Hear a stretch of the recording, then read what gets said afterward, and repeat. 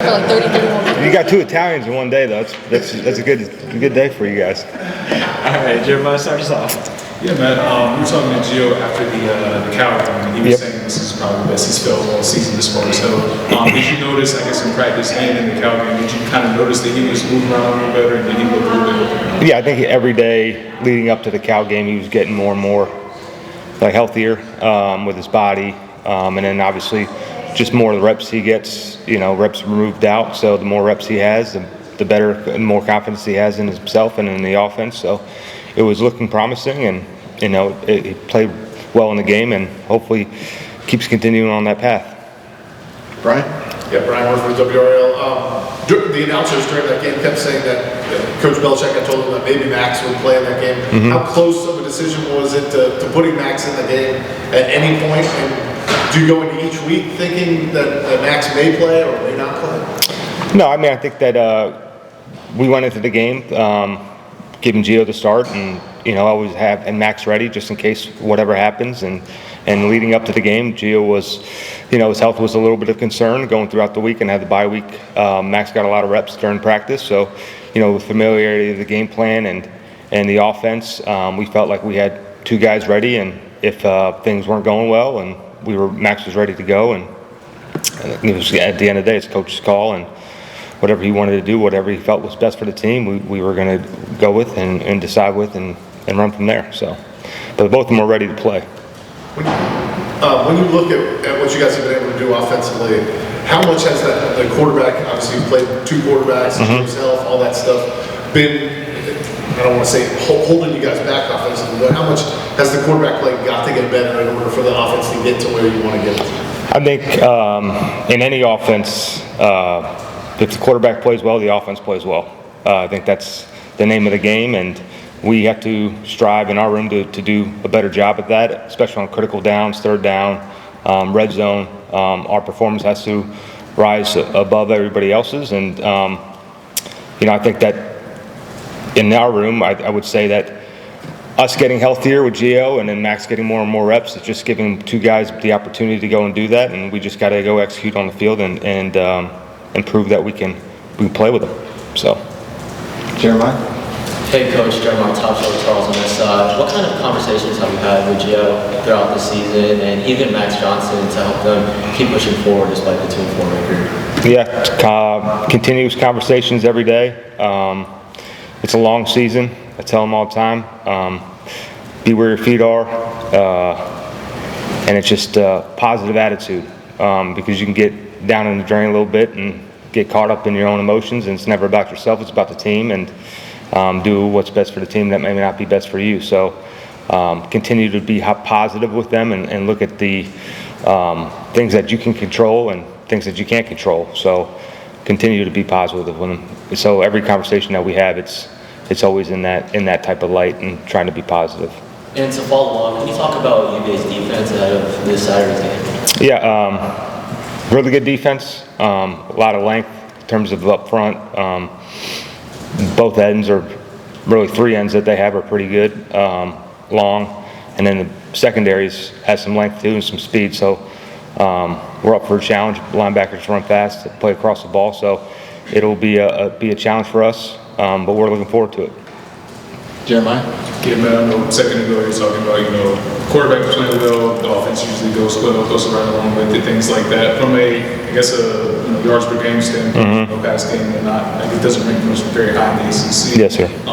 When it comes to, the aerial attack that you guys have, what in particular do you think kind of needs to, change or be altered or anything to kind of get the ball pushing down the field, more consistently? I don't know if anything has to change. I think just execution better. It has to improve, and that's all 11 guys. That's protection. That's decisions at quarterback. That's route running. So I think that's what's great about our staff, our offense. Nobody's looking at one person and putting the blame on them. It's everybody's taking accountability, and that's how it should be, because when you do perform well, it's a lot of guys are performing well, and the entire team's doing well, just not the quarterback. So when it goes bad, he gets a lot of blame, and when it goes well, he gets most of the praise. So you just got to ignore it all and just focus on the team. The other day, Kobe had the 100-yard game. Yep. I think think it was on 6 catches as well. I guess as you guys, kind of go about things as an offense and kind of finding guys that, stick or just playmakers, things like that, I guess in what ways do you kind of communicate with the quarterbacks, like, hey, this guy's, get freed up, and is there a dialogue? There's a dialogue in terms of scheme, right, with trying to get somebody to show their skill set, something that do well, but at the end of the day, it always goes back to what we look for in players. It's tough, smart, and dependable, and that's what Kobe is. And that's it was good to see him play well, and that's kind of who we're looking for and who we're trying to play with is tough, smart, and dependable players, and that's whoever we put out there. We hope all 11 guys are that.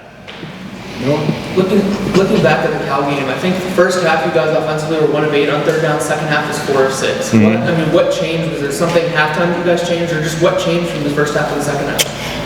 Down the distance can help it out a lot too, right? 3rd and longs can get you into a more of a concede type of mode and trying to just play field position. So play calls can come in that matter, but nothing that we went into in halftime and said that we had to change this and change that. Stuck to the game plan, executed better, protected better, threw the ball better. So it was just an execution thing more than anything. It's not a scheme type of deal. Shelby Swanson with the News Observer. You talked a little bit just earlier about, Gio and Max, but I'm curious with guys like, Bryce further down the depth chart, just how have you seen them grow and also far this season? Yeah, Bryce, Torrey, all the younger guys, it's great to see them in practice because we always have a period designated for them to get reps and to improve on an 11-11 setting. So they're continuing to get better, but just like any freshman, there's some ups and downs that you just got to grow from and learn from. So, but the development has been going great with both of them. Stock has been up with them, and looking forward to every day that they, there's going to be a challenge. There's going to be something good, something bad that you got to learn from and grow from. So it's always a teaching moment with them, and they just got to take can't take the coaching and don't take the criticism at the end of the day. It's how to improve every day and improve in a leadership standpoint too, right? So huddle, communication, doing all that, that's something that we're trying to put on their plate every day.